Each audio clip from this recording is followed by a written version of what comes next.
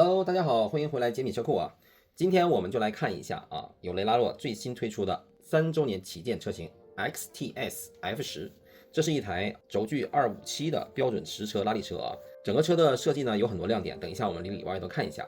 现在这台车呢有3个版本，跟原来的终结者是一样啊，有一个金属版本，现在售价是1288啊。那个我这台碳纤维的版本是1488，还有一个车架带透明壳的是999。那些动手能力比较强，喜欢自己配电摄，然后喜欢自己喷车壳的，我觉得是一个不错的选择。既然是一个开箱视频，那老规矩，我们看一下包装里还有什么东西。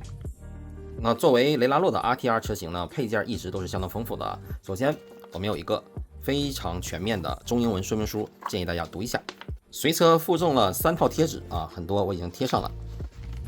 作为一个纯 RTR 车型，电池充电器是不可少的，一套小工具，还有差速器的垫片，还有一个27T 的高速尺。对那些还有续航焦虑的朋友呢，雷拉洛贴心的给你附赠了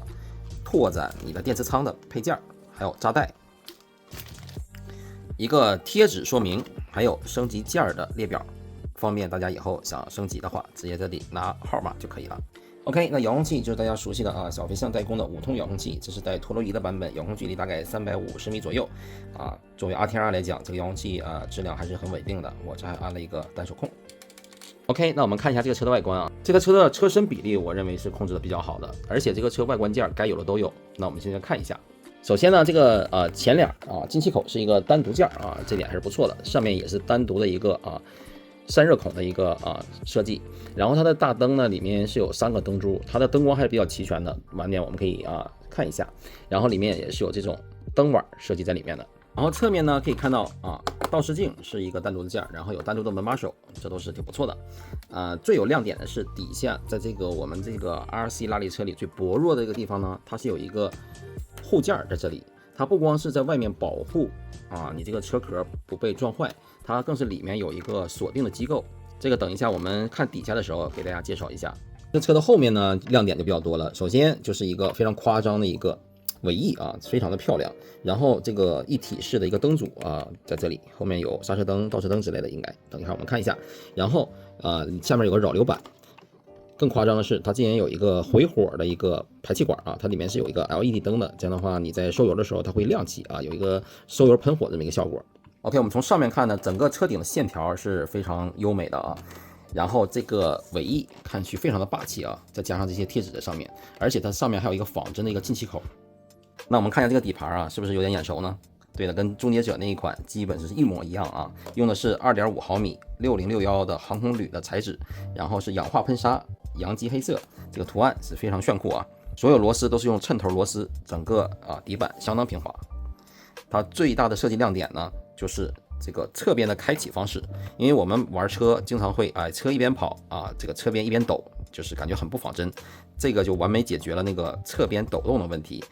然后这边有一个卡扣，我们只需要把它，现在是打不开的，我们只需要把它扳一点，然后就可以打开了，是不是挺方便？然后这边也是一样，然后前面也是一个卡扣的设计，所以说这个车整个车是没有任何车壳柱和 R 扣的，还是挺好的。一扳就开了，很简单吧？它这轮胎的花纹也是挺漂亮的，整个轮胎的这个设计感也是非常的拉力OK， 打开车壳呢，我们可以看到它整个灯线走的是非常干净整洁，灯控是固定在这个车顶的位置，用螺丝固定，所以说是比较结实的然后在容易刮擦的地方呢，它放了这种保护的海绵。然后大家看一下这个，在灯控上面还有一个多余的接口，那我感觉这个应该是大家可以 DIY 接一些其他的灯然后用遥控器进行控制。整个车壳呢是靠2个螺丝进行固定的，所以说如果大家想把车壳拿下来，其实也是很方便的，2个螺丝而已，然后灯控就是一根线，拔掉就可以了。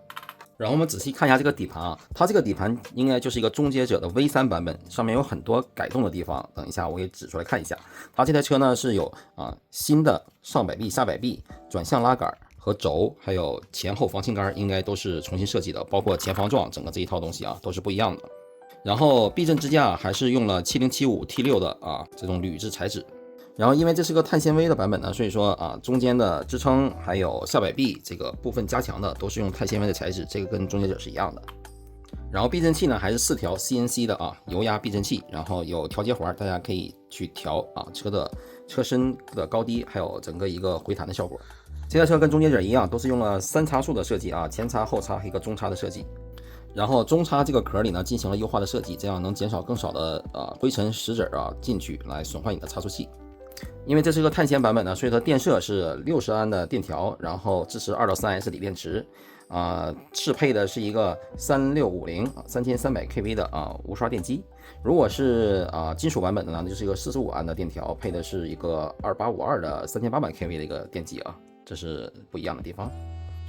那舵机呢是一个11公斤的转向舵机啊，小型的，然后它里面的齿轮用的是7075的铝制材质。然后这个电气座呢同样是滑块设计，大家可以调不同的齿比。然后呢，齿轮都是用的铬钢材质铬钢的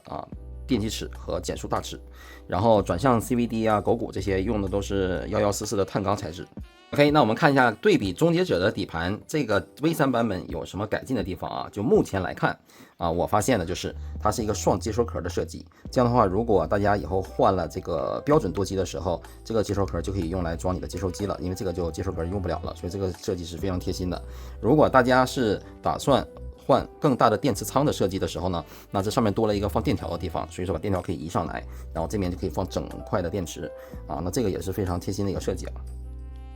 OK， 那我现在是把车充上电了我们遥控器放4节5号电池，然后打开开关，然后去车里面打开车的电条开关，这个顺序大家一定要记住不要先开车再开遥控器，一定要先开遥控器。OK， 转向没问题，2通油门没问题我们看一下后面这个灯就是这个回火灯，我们加油松油的时候会有收油回火，还有这个刹车灯也会亮然后倒车灯也会亮，转向灯也是有的。OK。然后灯的控制是通过第4通道，我们看一下开大灯，按1次开近光，再按1次开远光，它挺亮然后再按1次关，然后连按2下是超车灯。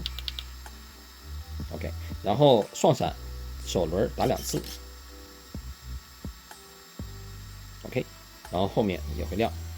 OK， 灯光还是比较全面的你能想要的基本都有了。然后我们看一下它这个陀螺仪功能，现在这个陀螺仪关闭的状态，我们打开这个盖子，这里面就有我们的转向和油门的微调和行程在这里，然后这个就是一些反转的选项，然后这个就是我们的陀螺仪的敏感度，现在是0，所以说没有，我们把它调到最高，我们看一下效果就有了，而且修正方向是正确的没毛病。这个就大家根据地面调你的陀螺仪的灵敏度一般都不用调太高然后我们全油门试一下，没问题还是那句话，大家买了新车之后呢，一定要在一个屋子里面，然后把车架起来，先测试一下所有的功能好不好用，然后我们再下地去玩。这样呢，如果说车出现任何问题呢，我们可以跟商家反馈。你车没有下地的话，这样售后做起来也会比较的方便。OK， 那这一期雷拉洛 XTS F10的拉力车开箱视频就到这里了。那之后我也会拍一些它测速和下地的视频，感兴趣的小伙伴请持续关注。然后大家对这个车有问题的呢，或是比较感兴趣的话，我们就评论区见。好。拜拜，我们下次见。